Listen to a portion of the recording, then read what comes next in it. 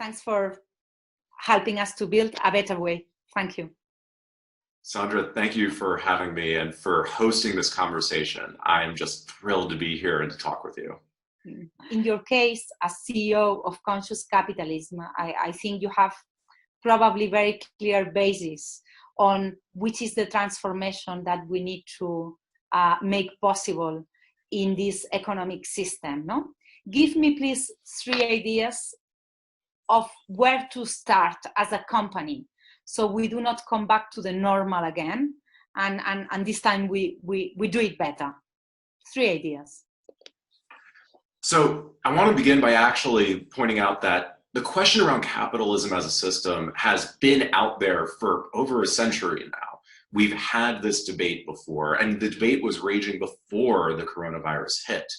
And while there certainly are people who are critical of the system in response to this crisis, we're also seeing tremendous examples of capitalism being at the forefront of resolving this crisis. Impressively, almost being stronger leaders in response to this virus than many political leaders are right now. When the world is looking for a way forward, we're finding that private individuals and businesses are willing to stand up and be not only economic leaders, but moral leaders and social leaders in response to this crisis.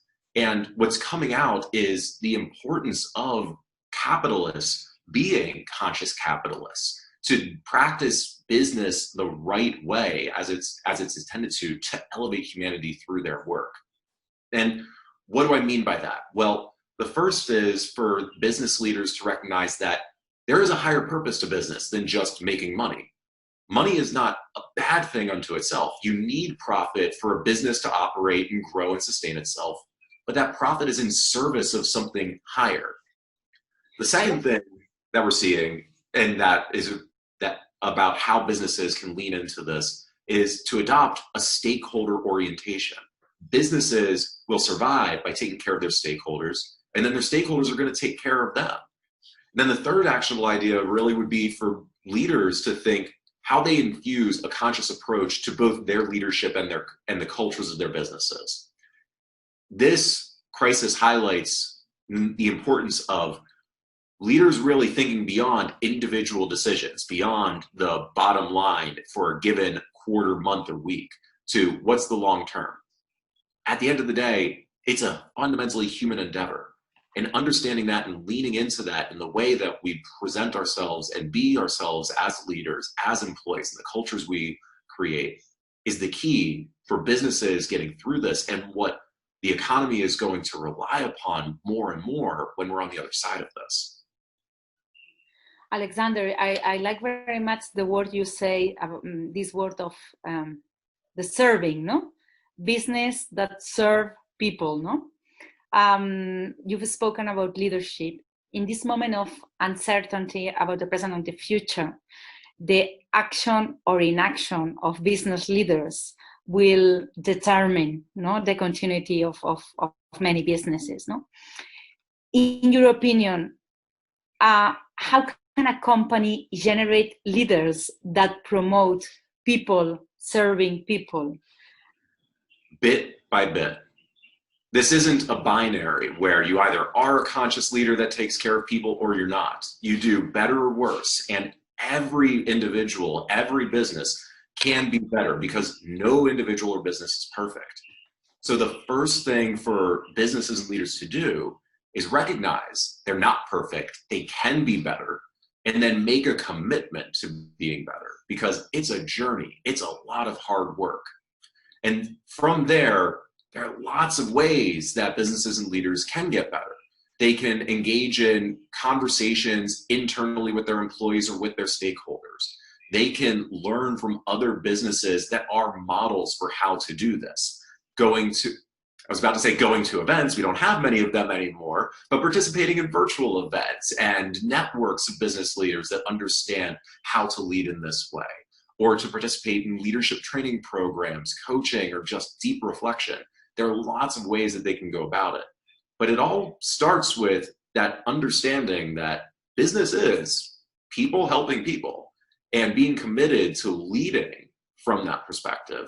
Alexander, let's talk a bit about employees. No, I think that you are always touching on very humanistic points, and this sounds like fantastic to me. No, this is a moment, let's say, of truth. No, for employees. No, I think that everybody is going to remember how you've been treated. No, in this situation in your company. No. Creativity at one level just takes time. Leaders need to give themselves the time to figure out how to best serve their employees and all of their other stakeholders, to find win-win-win solutions instead of trade-offs, help this group and not that group. And we have more time than a lot of people often give themselves credit for. Take the extra 10 minutes, hour, week, month that you need to do it right. And sometimes even that extra 10 minutes of just brainstorming can lead to an incredible solution. And here's the other thing to keep in mind. You don't have to do it yourself. When Kip Tindall, co-chair of Conscious Capitalism and the former CEO of the Container Store, spoke at our virtual conference at the beginning of April, he pointed out that in past crises, when the Container Store that he was leading was going through challenges, he didn't rely on how to solve it on his own, or even with his leadership team. He would push brainstorming and decision-making down to everyone and infuse it throughout the company so that the people most local to challenges or who were most impacted by what was happening could come up with solutions themselves. The last thing I would say is communicate, communicate, communicate.